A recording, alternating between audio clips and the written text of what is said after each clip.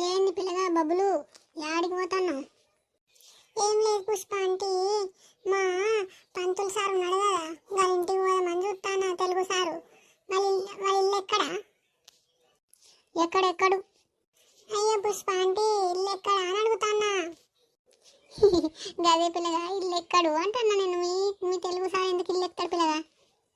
అయ్యో గట్ల అడగలే ఆంటీ, నేను ఇల్లు ఏడుంది అని అడుగుతున్నా. గట్ల అడుగు మరి.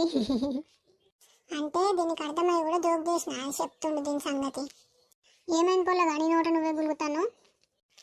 ఏం లేదంటే ఇగో మా అమ్మ మొన్న చెప్పింది, మీ బిడ్డకట నువ్వు జాబు చూడమని మా నాన్నకి చెప్పమన్నమాట కదా. అవునవును పొల్లగా, నీకు నా బిడ్డకి 24 సంవత్సరాలు వచ్చినాయి కదా, జాబులు చూసుకుంటే ఏమాయే చూడమని చెప్పిన నా బిడ్డకి. నువ్వు ఎట్లా చేసేటట్లేవని. ఏంది నేను చేసేటట్లేనా? జరుండాగు బిడ్డ. అది గదే ఆంటీ చూడమన్నావు కదా. అయితే నేనేమంటున్నా అంటే, ఏ గుల్గకు ఏందో చెప్పు. ఏం లేదంటే నీ బిడ్డను నేను పెళ్లి చేసుకోవాలనా? ఆగో పోరాడా, గట్లనే పడుతుందేమ్రా? నా బిడ్డను పెళ్లి చేసుకుంటావు నువ్వు? గదే ఆంటీ, పెళ్లి చేసుకొని మా ఇంటికి కోడలు జాబ్ ఇస్తా. ఏ జాబ్ అయితే మీ కోడలు జాబ్ తీసుకోమని నీ బిడ్డని. ఓ పాడవాని బబ్బులు పోరాడా, గిట్లనే ఏమరా నువ్వు? ఏంది మీ ఇంటికి కూడా జాబ్ ఇస్తావు? పాప నీ అమ్మ కడిగి వాని పెళ్లి చేపిత్తపా.